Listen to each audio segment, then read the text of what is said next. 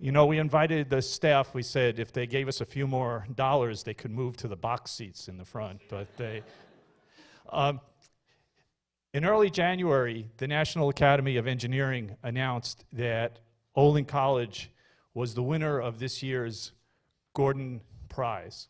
The Gordon Prize is given annually by the National Academy of Engineering to recognize an outstanding achievement in education, innovation, and engineering and technology.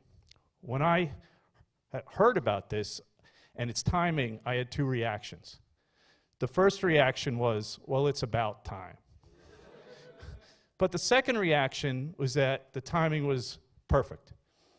The recognition of the Gordon Award says that the external world has recognized Olin's core mission of establishing itself as a center for innovation in engineering education, and that recognition was widespread.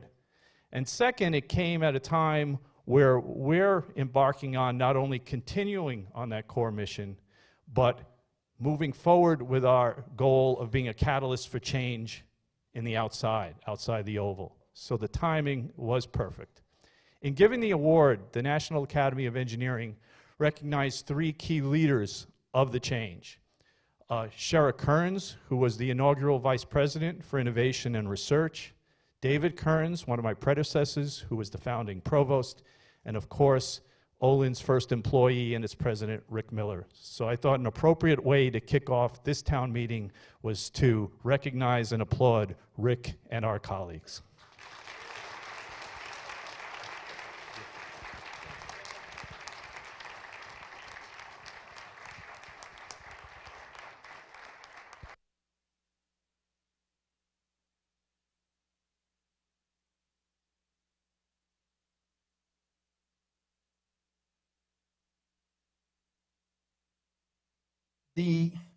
There we go. Electrons are a little slower at Olin than they are at other places. So,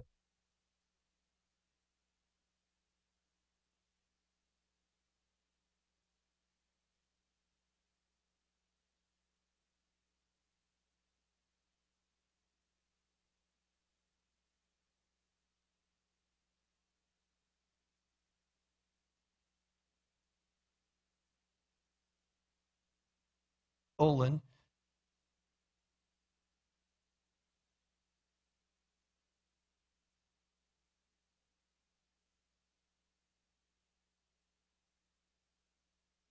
Dead or something.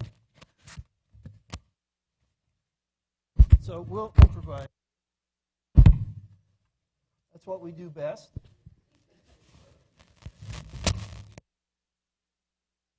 To make a microphone work. Okay, can you hear me? Good, let's go with this. So what we really believe is that this award from the National Academy is national recognition for the achievements of the entire academic community of Olin. And as Vin pointed out, it comes at exactly the right time as we're going to be now aggressively seeking partners across the globe to work with us in changing engineering education on a large scale. One of the things that's happened since we met last fall is we had a board meeting in October, and you may remember, but maybe not, last spring we entered our year-long strategic vision and planning process. And we came out with a vision for the school for the next 10 years or so, which is to become the leader in the transformation of undergraduate engineering education in America and throughout the world. That's the plan. It's a rather big goal for a small school like this, but that's what we're trying to do. Our board immediately said, okay, how are you going to do it? So we had to come up with an implementation plan, and we worked on that over the summer. And as a result of that effort, we came up with essentially 10 strategic initiatives, which will take us a long time to achieve, years to achieve. And you know, there's the first 5 and the second 5. We believe that these things are all doable, and we believe these things are all necessary. And when we get this done, Olin will, in fact, be the centerpiece in this national movement for changing engineering education. So just so that you get another chance to look at them, I want to mention only the first one, and that is this increasing the number of faculty members to about 50. And what we don't say on that is that we're not increasing the enrollment. Okay, so this is about a 25% increase in the faculty size at Olin and no increase in the enrollment size. And that essentially 25% increase in capacity among the faculty is going to be devoted to working with institutions outside of our campus borders in order to provoke this change elsewhere. And you can read the rest, which we all think are very cool. Okay? Now, let me tell you one other thing about these. This is the result of trying to look into the crystal ball into the future and predict what's going to happen years from now. And don't be surprised if in 2 years from now there's something else on this list and one of these things has either already been accomplished and we put a check in it and we replaced it, or we've decided there's a better way to do it than what you see up there. And we'll make that decision annually as we come to the board with a budget request for what we're going to ask for next year. By the way, in order to add faculty to get up to 50, it takes money. We don't have that money. One of the really creative things that Olin has done in the last few years is we've figured out how to spend money in ways that nobody else has ever imagined. And as a result, we've figured out how to use all the money we have. So to add these 50 faculty, it's going to take new money. And so this is a projection into the future of what we're going to do, and it has to be accompanied by our ability to raise money to do it. And so we'll add these as we get the money to do it. And you'll see that more in the planning as we go forward. Now, I also want to mention something else that I think the community is vaguely aware of. A couple of times a year, Olin hosts this meeting on campus called the President's Council.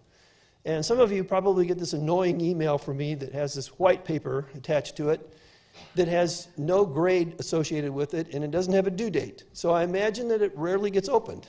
Okay? I imagine that because I don't get very much feedback from inside the community. Nevertheless, if you do open it, you'll find some interesting things. The last time, this paper had a title which was, "What does it mean to think like an engineer?" There's a reason for that.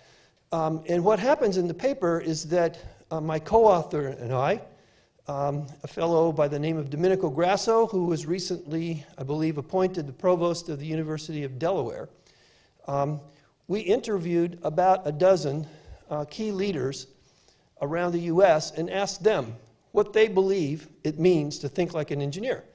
And all of these interviews are summarized in the paper, and they're quite interesting commentaries. And this particular one happens to be from Sherwin Greenblatt, who's a member of our Board of Trustees. But those of us in our community who know his background know that Sherwin was the first employee at Bose Corporation. And he was the president of Bose for 2 decades or so. He's also the former chief financial officer at MIT. So he's had quite a lot of experience around. And so this is just a little placeholder. We're going to have another President's Council meeting on this campus in May. We're also doing this sort of thing in April in Silicon Valley. So we're reaching out and engaging a whole lot of additional people on the West Coast who have a similar interest. The purpose of the council now is to position Olin nationally as the thought leader in the whole area of innovation in undergraduate education and engineering. It's going to be the meeting that you have to go to if you want to hear what is the latest thinking from around the country. Those are the people we're inviting. Those are the kinds of topics that are going to be considered as we go forward. So this is all part of the vision to make Olin the center of the universe when it comes to change in engineering education. Now, I'm going to move on. What's been going on recently? Academically, well, we had an Expo recently. I'm sure the people in this room know that. I thought you might be interested to know sort of what the numbers are that came out of that Expo. We had 21 oral presentations, 110 posters, and you can see. And we also had over 100 people from off campus to come and visit. I think it's easy to lose sight of the importance of Expo. Expo plays a role externally in allowing people to see what Olin does, but it also plays an academic role, and we've struggled with that over the years. I would interpret it as roughly equivalent to the role of a recital in a music school. Okay? You can't become good at playing the violin unless you stand in front of an audience and you do it more than once. And you develop a capacity and a bit of poise of doing this many times. And I think that's one of the things that's going on in the Expo. Here's what some of the guests had to say when they were interviewed at the last Expo. These are all professional people from off campus, and I think you'll find they had been impressed with the kinds of results that are going on here at Olin. Another thing that's going on, and we mentioned this last fall, our Dean of Student Life is retiring soon. Rod has decided that there's more to life than Olin College. Can you imagine that? What gall this guy has. So he's leaving, and as a result, we're busy hunting for a replacement. And this is just a little map that shows you the process that we're going through. And currently, we're at this stage, the yellow stage in the upper right. So we're not too far away. If things go as we hope, in about a month or maybe a month and a half, we'll be in a position where we can announce the next Dean of Student Life, which is a really key appointment at Olin, as you know, because the Student Life program is so deeply integrated with the academic program, they're not really separable. And students spend 16 hours a day in student life and only 8 hours a day in the academic program. So this is a very important issue for us. That's right. You just goof off for 16 hours, right? Another thing that's happening in the academic domain, entrepreneurship. Entrepreneurship is a critical element of the Olin vision for what it means to be an engineer in the 21st century. This is the reason why we're located adjacent to Babson. But if you look over the short history of Olin, when entrepreneurship was first launched, we had some key leaders who were critical to getting the vision started. One of them was a fellow named John Bourne, and another one was Steve Schiffman. And at this point in time, both of them have retired. And we're sort of at a transition phase. So the academic program launched a committee to study, and this is the committee over here, what will it take to rethink what entrepreneurship can and should mean at Olin. That report was completed recently, and they have a number of suggestions. So this is just a very brief executive summary of what you can expect. And from my seat, it appears that what's happening is that we're breathing new life. We're breathing a much broader vision. We're building this into the program systemically from the day you arrive until you leave in a way which is very similar to the design thinking stream that we have in Olin College. And in fact, you might imagine these as two trees that are adjacent to each other, design thinking on the one hand and entrepreneurial thinking on the other. And they are so close that the roots are so intertwined you can't get them apart. And that's sort of what's happening. The person who's leading this charge right now is in the audience, because I saw him just a few minutes ago, Professor Lawrence Neely. So if you have more questions about how this is going to develop, I would suggest you have a talk with him. All right, another thing, Olin has hosted 42 visits from other universities since our last town meeting. We've had well over 200 universities now in the last about 3 years. This is a growing community. We just sort of, on a daily basis, field requests that are unsolicited from universities that want to come, see what's happening, with an aspiration to create some innovation on their own campus. This is not actually a distraction. This is pretty central to our mission for the next decade or so. So having to handle it is going to be a bit of a challenge, but this is really an opportunity for us to influence change on a large scale. Here are some of the universities, as you can see, that have been here, and there are many more that are coming. Okay, we also, last year, announced a new gift to the school from a longtime member of the President's Council, John Abele, who was one of the founders of Boston Scientific, the manufacturer of less invasive surgical instruments. Anyway, he made a gift of about $1.3 million over 3 years to help us accelerate the process of influencing change at other universities.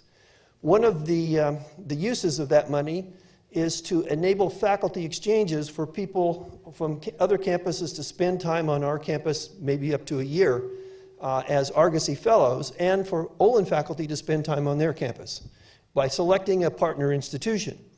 And we have already found such a partner institution, the University of Texas at El Paso, which is one of the largest producers of Hispanic engineers in the US. So this will be a new opportunity for us to explore the Olin way of thinking in a population and in a region very different from here. So we're quite excited about that. It's very close to being finalized. Now that's it for the moment in the academic area. I'm going to turn to something that everybody loves to hear about, and that's finances. Okay, so first of all, our endowment. And you might remember Olin has to pay for its bills with many different sources of revenue. And you might think of the endowment as our savings account.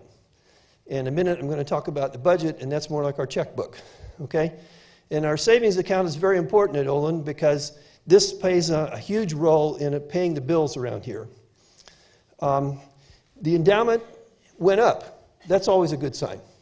It hasn't always happened, all right, especially with the financial crisis. It's gone up about 5% in the last 6 months. That's good news. However, it's not moving at very high speed, all right? There's a few bumps along the way. I think you've seen this picture before. Steve Hannaberry sort of refers to this as a quadruple dip recession, and the reason is you see 1, 2, 3, 4 bumps as it went into these valleys on the way of trying to pick up altitude. If this is your first time looking at this graph, usually, by the way, engineers like graphs, so this is better than words, but you do need to know what they are. The blue line is the value of our endowment quarter by quarter. The red line is the trailing average of those numbers over 12 quarters. So that number, for instance, is the average of 1, 2, 3, 4, 5, 6, 7, 8, 9, 10, 11, 12, all of those things. The red line is important for us because it's the value of the red line on December 31, which determines the amount of the savings account that we can pull out to spend for operations for the next year. So what does this mean? What we want is the red line to go up. That's not going to happen unless the blue line is above the red line. Okay, so do what you can to make the blue line get itself in gear and move up there as quickly as we can. That's what our investment committee on the board is worried about every day of the week. Now, we also have a checkbook. And when you look at that, our current financial model is projecting that at least for 2 years, what we think we're going to have to spend and what we see on the horizon as predictable revenue is all in the black. We don't expect there'll be difficult times. Depending on how far out you go and depending on what kind of assumptions you make about financial headwinds, after that, there could be some years where we're close to being slightly in the red at the end of the year. We've never been in the red in all the years that Olin has been here. We're quite conservative about this, but the way to think of it, you know, there's a storm coming on Friday. Maybe some of you are watching the weather. If you do that, you watch these weather maps, and they have this sort of a cone that shows you where the storm is going to go. They don't know exactly, and very close in time, like within 6 hours, they have a pretty good idea where the storm center will be. But a week from now, it's like anywhere in the Atlantic. And that's kind of what happens with budget planning. Okay? What is the market going to do for the endowment in the next 2 months? Probably it's not going to change that much from where it is now. But 5 years from now, it could be all over the map. So trying to prepare for that means that you have to prepare for contingencies. At any rate, most of this stuff up here is all good news. We also are able to refund and refinance some of the debt that we have. If your parents have a mortgage, or if you have a mortgage, you might know that the mortgage interest rates are a lot lower today than they were several years ago. So if you're able to refinance your house, you can lower your house payments. Well, Olin has the equivalent of that in this debt that we're using to pay off the value of the campus. However, the bonds have durations, and you can't refinance until certain anniversary dates come up. The first of those anniversary dates is this year. And we can refinance a lot of the debt, and this is going to change our monthly payments and in the right direction. So that's a very important thing. And then finally, we're expecting to be able to raise money, and I'll show you more about that, at a more accelerated pace. And when you put those things together, lowering the debt payments, increasing the amount that we're able to get from gifts, it makes our bottom line look better. So we're more optimistic now than we were in the fall about the budget. Let's turn to admissions now for a second. This is very fresh news, right? Because we have Candidates Weekends coming up here very soon. And so from Charlie, you know the data. He sent this memo out not very long ago. We had a 3% increase in the total number of applicants this year. We're up to 803, with a 12% increase in the number of applications from women, which is really great news for us. We're only looking for 77 places because we had a number of students who took a gap year. So it's going to be very competitive to get in. We have 3 Candidates Weekends coming up. We have 240 people who are buying airplane tickets and making their arrangements to show up, and we'll meet the new members of our family here very soon. So we couldn't do this without the commitment and the involvement of essentially everybody in this room.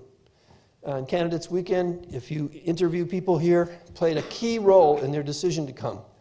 And so let me, in advance, thank everybody for their involvement and for their commitment to make this another Candidates Weekend that will change the face of our class going forward.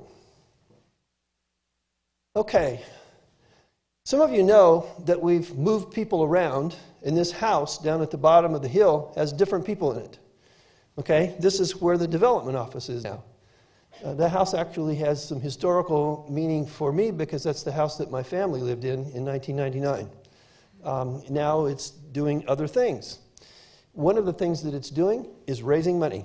This is where our development program is. And I think you should see the momentum that's building in our development program. This is the amount of money that was raised through December 31st in 2012. That's half of our fiscal year. The remaining half of our fiscal year, we just need to get that much more until we reach our goal. This amount that we've raised is 47% higher than the amount that we raised last year at the same time. Quite an interesting story. If you look at the percentage change from year to year of what's been happening, Olin's development program, as you can remember from this graph, is moving upwards, sort of exponentially.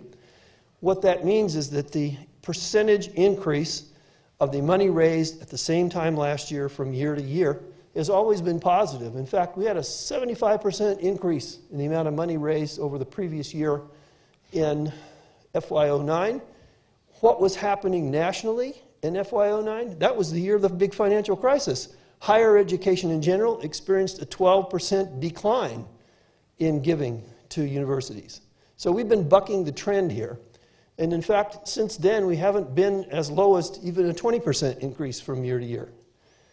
So we're counting on this. This is how we're going to balance the books. This is how we're going to eventually, this is a big contributor to how we're going to eventually add 25% to our faculty, how we're going to eventually change education. So this is going to expand. There are several priorities that our funding initiatives are trying to grow. One of these, of course, is need-based scholarships. Another one is expanding our outreach efforts, the sort of thing that the Argosy Grant does, and working with the University of Texas at El Paso. Our own on-campus continuous improvement and invention, and finally, new faculty to support the above. That's where this additional 25% of the faculty. All of these things are on the menu for friends and relatives who might have an interest in investing in Olin. So if you know somebody like that, just have them talk to Tom, okay? He can take care of that. We're going to launch a campaign. This is our plan. And the campaign is just sort of a public announcement of a big goal. And this is going to happen about a year from now. So this is in February of 2014. And we will expect that the goal will have somewhere in the range of $40 to $60 million. By the time we make an announcement, we expect to have a substantial fraction of that already committed so that the risk of not reaching the goal is low, okay? And we believe that that sort of a goal, 40 to 60 million in terms of making a change, will enable us to do most of the things that we have on our list that you saw earlier. Okay, media. Olin has gotten quite a bit of attention recently. There's some very interesting things. You might know who this lady is. Professor Catherine Lynch is now a rock star. I mean, who knew? Her recent book about aging and about a needle plant in the town of Needham has gotten all kinds of national attention. In fact, she told me recently that her book is being translated into Japanese as we speak. So Olin is becoming sort of the center of the universe in the anthropology of aging people. Really cool. This, by the way, has generated a lot of media attention. Our trustees are getting calls from people who heard of Olin for the first time on PBS NewsHour, and they didn't even mention engineering. I mean, this is all about cool stuff. We also have been identified in this 10 innovative universities shaking up education. We are rated as number 6 in that group. Who knew? Science Insider is the online version of Science Magazine, which has quite a penetration in the research community. Long interview there with Olin. Quite a few interesting things. By the way, I also heard recently that one of our students has been selected for the Gates Cambridge Scholarship at Cambridge University. And that's Ilana, and I hope you'll forgive me for embarrassing you here for just a second, but I think it's an inspiration to all of us that a student in our midst is going to have this opportunity to study at Cambridge University. And you know what? I don't think she's going to be studying differential equations next year. Sort of terrific.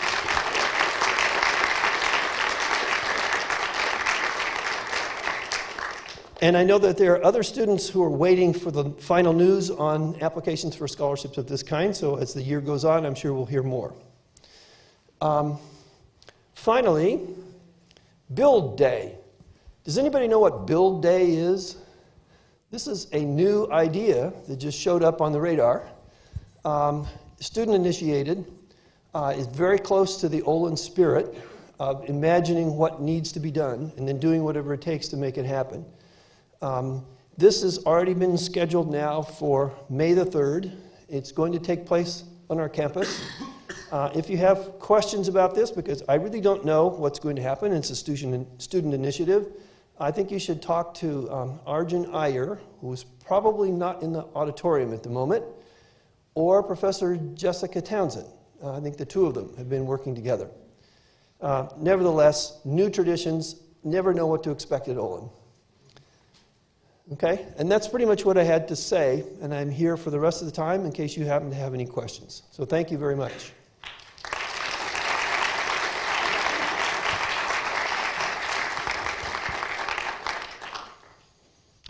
Yes? With bringing in new faculty, I think it's come up as, and new faculty to increase the permanent faculty, and also new faculty from the visiting faculty in exchange for as an issue in a lot of areas that we don't have a great onboarding process for new faculty. I was wondering if there's plans to that as well. That's a good question. So in case you didn't hear, the question is about the plans to add more faculty to Olin, including our own permanent faculty and the hosting of visiting faculty from other institutions and visiting faculty from other places that we have. What do we do and how do we plan for onboarding them? And I think I'm going to ask Vin to respond to that. You're right, Carolyn. We are actually working on that. There was in a couple of different dimensions. One, Mark Somerville's class, I think, was helping us out with putting a program together, and we're using some of the output from that class and been thinking among ourselves as we prepare, at least in this for the fall term, when we hope for 2 new permanent faculty and a few other folks to actually be launching a program just in that direction, because we have exactly the same sensitivity that you do. Yes.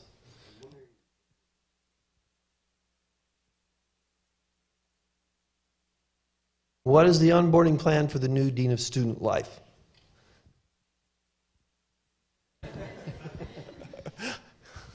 Next question goes to Rick.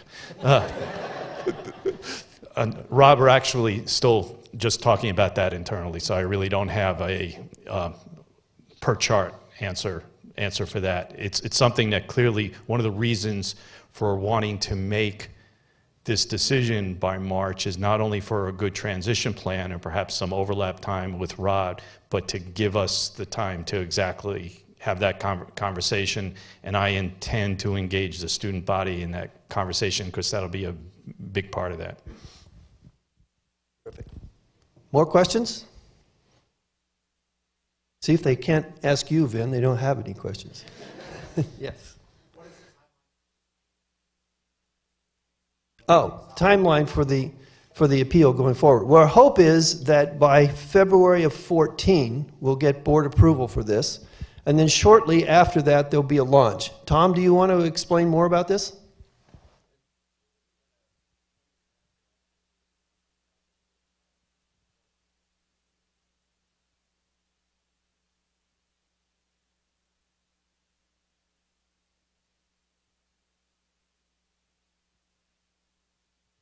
Yes.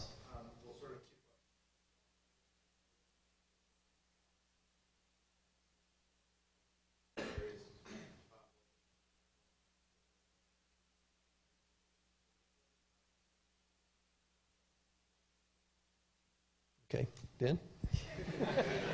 You're really popular today. As far as the areas are concerned, well, you know, we have 2 searches going on this year already. Those are centered in interdisciplinary computing and the other in engineering entrepreneurship in direct response to the eBang report that Rick mentioned. Beyond that, we are really trying to scout out what that means. The general framework that we're working from is that really we have 2 overall goals in the faculty. One is, as you know, I'd say as far as our faculty coverage in various areas, we are a little bit fragile. That is, 1 or 2 people move on a leave or decide to take a different direction, and we wind up with a gap. So one, we want to relieve that fragility. But the second is to look to folks just like our current faculty who, when they come in, and again, the time frame on the additions is very much tied to the campaign. But as those people come in, what we're looking for are people who could both engage internally and be engaged in this external outreach. Our goal is not to create a faculty that has 2 populations, the internal faculty and the external faculty. We're looking for a more organic arrangement where people sort of move in and out of these various roles. So we need folks who are adept at doing that. Great. And just to add to that, what we're hoping to do by raising the faculty size to 50 without raising the student body is to build capacity in Olin, not to build a separate unit that does outreach and then you know, the core faculty that we have now that teaches inside. Everybody plays in this game together. Yes, ma'am.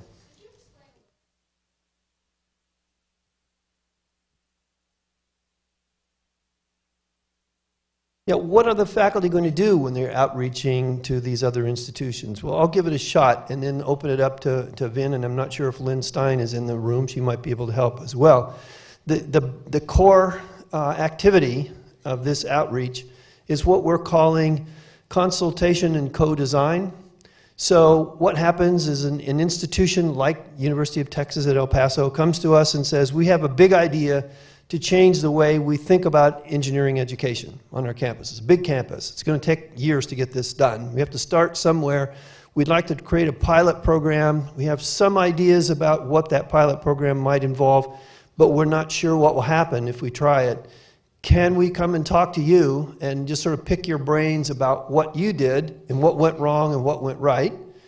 They come and they spend time at our summer institute in the I2E2 with like-minded people from around the globe, maybe 50 of them at the same time.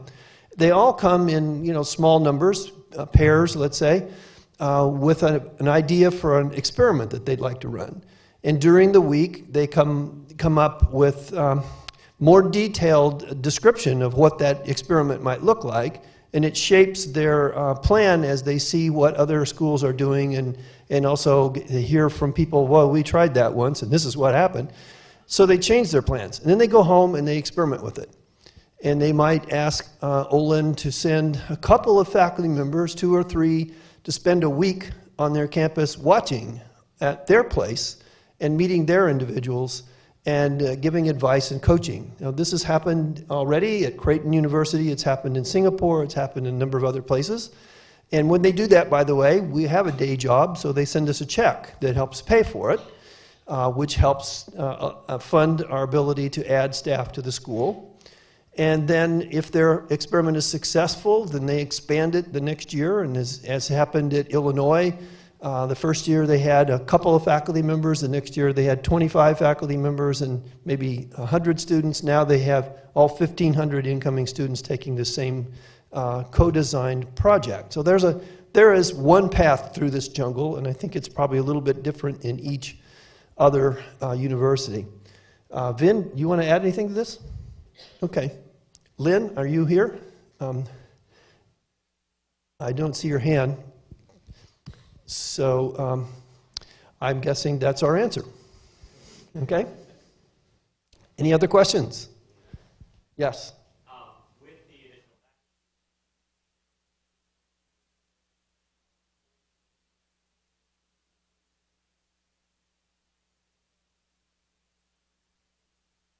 Yeah, well, we just went through an accreditation process, and we believe that this is going to be a very positive outcome for us. We'll find out in July. And I don't think that's going to be a critical issue. And although we didn't talk about it too much in this particular presentation, our faculty also has a plan to take a sort of, from the bottom up, reevaluation of our entire curriculum at Olin with a focus on what happens in the junior and senior years. Is that roughly right, Vin? You get to stand a lot today. I do. And the other aspect of what Rick said is that we're still really in the formative stage of the planning, and that how to engage the student body and the staff in this. We're at the moment, after the 2 areas this year that the faculty spent, well, 3 spent a lot of time on. First, preparing for that accreditation. So to a certain extent, after that comes, right now we just have a few more things to do to get our ducks in order. Second, the faculty searches that we've talked about already. Third, actually the eBang report is sort of a case study of how we might go about doing that. But as far as laying out, again, the exact plan, we're at the formative discussions now, and to a certain extent we're taking a little bit of a deep breath, try to finish those faculty searches, get the accreditation, check that box off, and then move on to the planning stage. Yes, another question. And then one way in the back after this.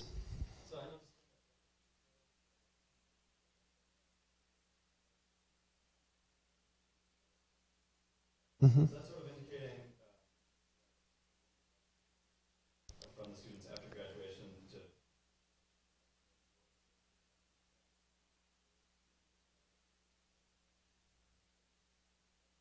No, Olin never intended for this to be a pre-doctoral program. There are lots of those around.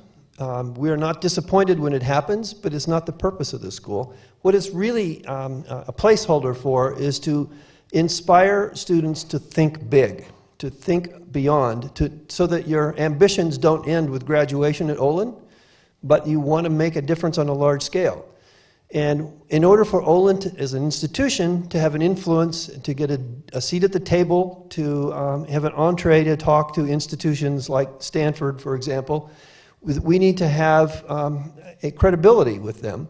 And if our student body is exceeding expectations and turning heads at whatever they do, if it's in graduate school or if it's in a corporation or if it's starting their own business or working at a nonprofit, this allows us to be more influential. So that's really what the purpose of that was. It's not an indication that we're not proud of you if you don't go on to graduate school, and we're going to be disappointed if you don't win some big scholarship. That's not the point.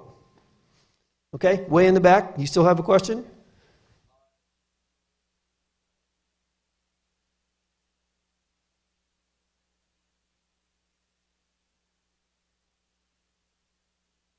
will the increase in spending come from an increase in student tuition fees? And I think the bottom line is no. Tuition and fees plays a small role in the college's financial model, but the rate of increase in those fees is not related at all to our ambition to work with other institutions. The funding for other institutions is going to come from foundations and corporations and from donors. Okay, does anyone else want to add to that? I'm not seeing any hands go up, so. Okay, other questions? Oh, here in the front.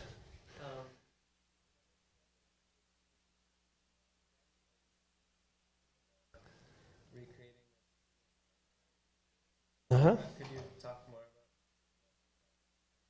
Well, that's a good question. So what does it mean to create some kind of a student partner experience, again, at Olin? And I don't think we have that formalized. The aspiration is that being able to think from the beginning, from the foundation, from the bottom up, where everything is on the table, that you need to, every once in a while at least, imagine that you were starting with a blank sheet and reinventing, and not incrementally changing, well, I taught this course last year in this particular way, but if I change two things, it'll look different next year, which is kind of the mode that happens automatically if you don't put any effort in it. That's some kind of a deliberate experience to repeat the spirit and the kind of engagement that we had with students as partners in invention is in our future. I can't really tell you how, okay? I mean, there are lots of possibilities and I could speculate, but I think it would probably be not responsible to do so. But that's one of the things that needs to be designed. And I'm quite convinced, in fact, we did an analysis some years ago financially, and basically said for a relatively few $1 million, an outside donor could reinvent Olin College in the same way that we did when we had the Olin Partner Year. Because of the way our financial model is built, it doesn't depend so much on tuition. So we could interrupt things and have an Olin Partner Year and pay all the bills and still be able to free up people to think that way. That's not necessarily what we'll do. There may be much better ways to do it. And maybe one of the processes that's obvious that we'll use going forward is to engage with the student body and thinking about what does this Olin partner-like experience look like. Okay, I'm glad you noticed that, because this is something we're very excited about. Yes, sir.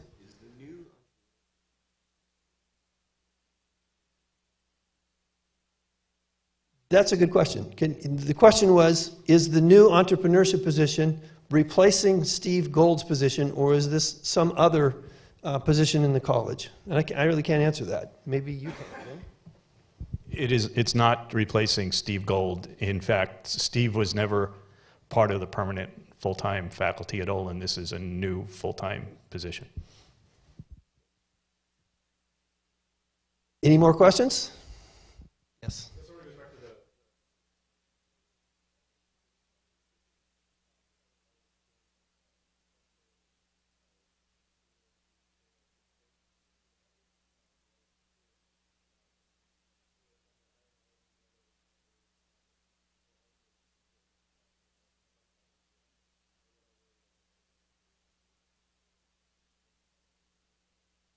I think this is another question for Vin. Maybe we should just switch roles for the next time. Well, actually, at least in recent years, which is only my set of experiences here, we have not gotten our first choice. The question is, we look very hard, we pay a lot of attention to it, and our goal is, in every search, we will not make an offer to someone who we don't think is, it's very much a candidates weekend approach, in that we want to bring people on board who love us as much as we love them. And I'm going to embarrass her. We were successful last year, and Erin Byrne is back there somewhere, and give her a round of applause.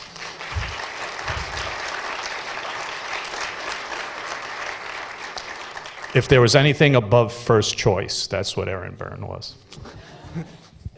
Good. Any other questions? Going once? Oh, there we go.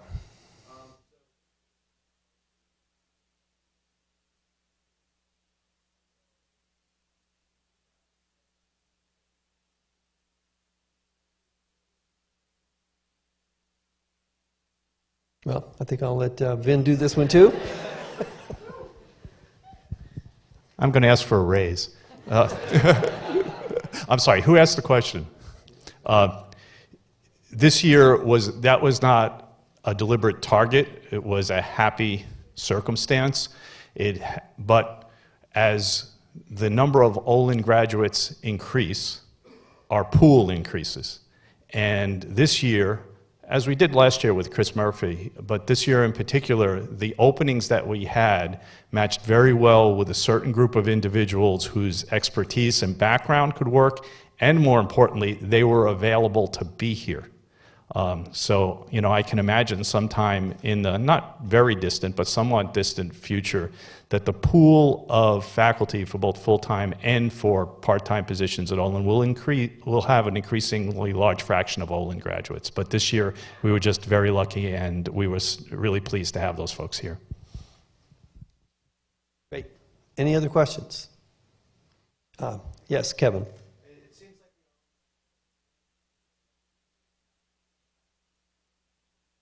Yeah, that's a good question. So at some point, adding people, you run out of offices. And what are you going to do? There's a facilities committee of the board that's already thinking about this. We've been doing a lot of shuffling of people already. You might remember that house, Edison House on the slide a few minutes ago. That was a result of strategic planning on facilities. We believe that in order to do the right job of, after adding 25% to our faculty, at some point in our future, we're going to have to add a building, okay? We're a ways away from that. I can tell you right now that, for example, when the accreditation folks come, as they did last year, one of their concerns is to look at your facilities. Do you have adequate facilities to do what you're planning to do?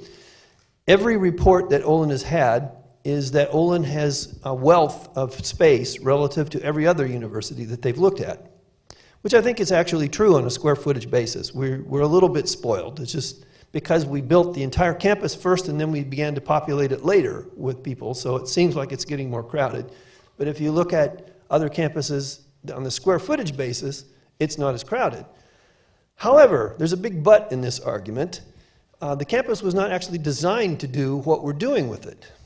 So while we have this square footage, we're kind of retrofitting it to do things that it was never intended to do. Even the fact that we have this design thinking stream through the curriculum that's so powerful, that requires studio space in order to make it work. And the campus was never designed with studios, so we've cannibalized things.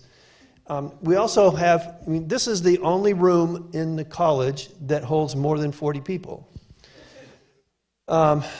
That's a problem. If you're going to have larger events, if you're going to have 60 people who come from other universities and they get swallowed up in this big auditorium, but they don't have the right sort of facilities. We also don't have the kind of laboratory and design construction space for large projects that we should have. That was always in them. Remember famous building B that never got built?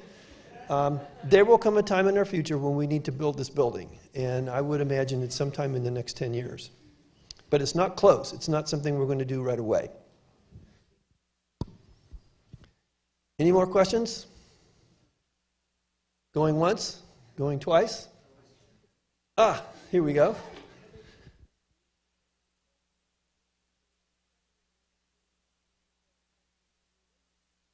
That's a really good question. Do we see any role for study away students in Olin's outreach to other campuses? And frankly, I think this is the tip of the iceberg of a whole area that hasn't been completely thought through.